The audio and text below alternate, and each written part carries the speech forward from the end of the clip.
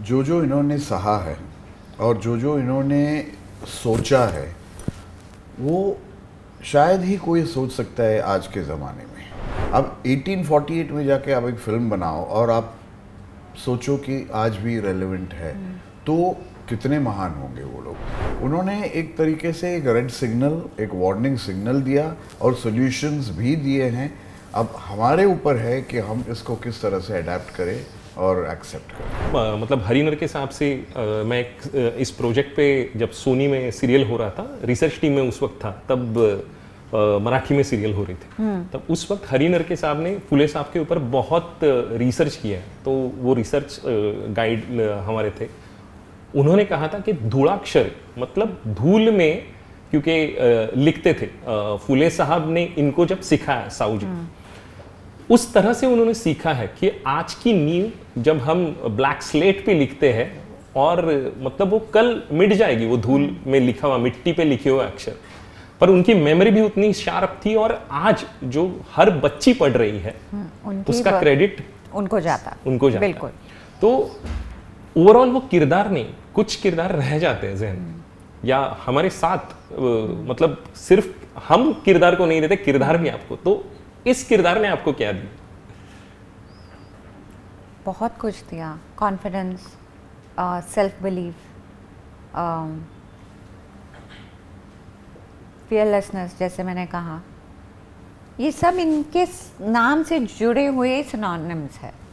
आनंद sir, या सगळ्यामध्ये ज्यावेळेला आपण बघतो, आता तसं बघायला गेले तर हिंदीतले सिनेमे फार चालत नाहीत, पण एक बायोपिक छावासारखा येतो आणि सगळे रेकॉर्ड्स ब्रेक करतो। अशा वेळेला तशा पद्धतीने असणारा एक शांत सौम्य, जिथे युद्ध नाहीये किंवा काय नाहीये, लढा आहे, तो पण एका शांततेने दिलेला आहे।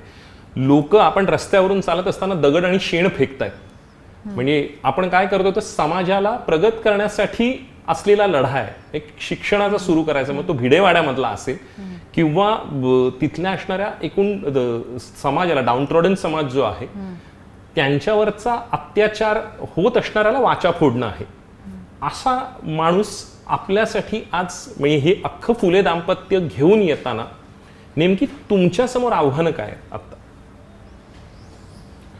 देखिए,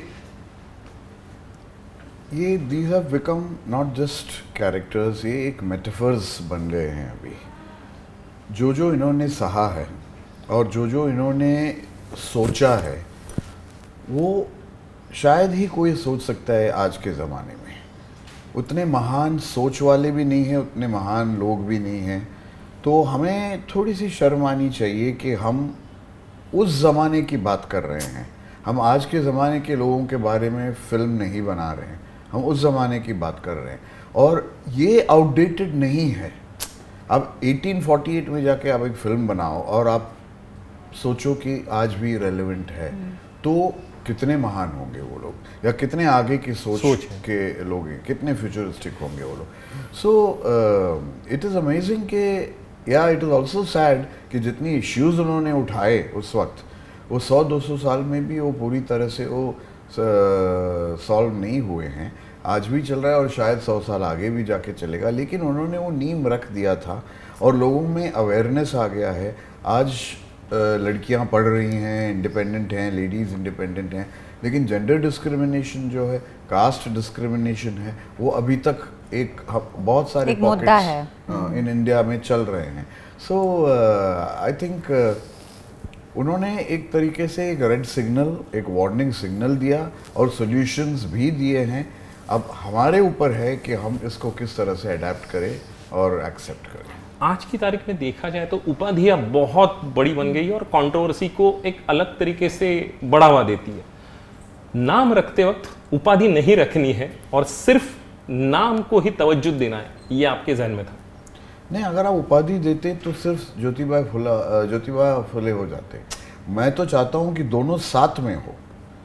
तो आज जैसे हमारे नेम प्लेट्स होते हैं तो एक ही नाम होता है ना, मेहता, देसाई, जो भी है, तो वो दोनों को सावित्री ज्योति है। हाँ, हस्बैंड एंड वाइफ को हस्बैंड एंड वाइफ का ही मतलब है। तो मैं अगर महात्मा फुले रख दूं तो सिर्फ ज्योतिराव फुले के बारे में है, you know. So it has to be together. तो फुले इज, वो दोनों एक ही थे, एक तरह से मन तन सबसे एक थे, तो क्यों ना वो नाम भी एक ही हो। सोशल मीडियाच्या भाऊ गर्दीत विश्वासार्हतेने चकाकणारे नाव म्हणजे लेट्सअप मराठी. नाही, सगळ्यांना, सगळ्या नागरिकांना ती स्पीच, ती right लेट्सअप वरील मुलाखती म्हणजे विचारांचा खजिना.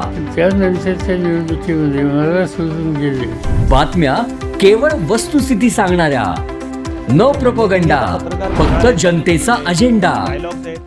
क्योंकि आने वाला कल जाने वाला है, जाने वाला कल आने वाला है. राजकारण, मनोरंजन असो की क्रीडा क्षेत्र, महाराष्ट्राची स्पंदने संवेदनशीलतेने टिपणारे माध्यम म्हणजे लेट्सअप मराठी. जगासोबत एक पाऊल पुढे राहण्यासाठी लेट्सअपचे ॲप, सोशल मीडिया आणि वेबसाईट सोबत कनेक्टेड रहा.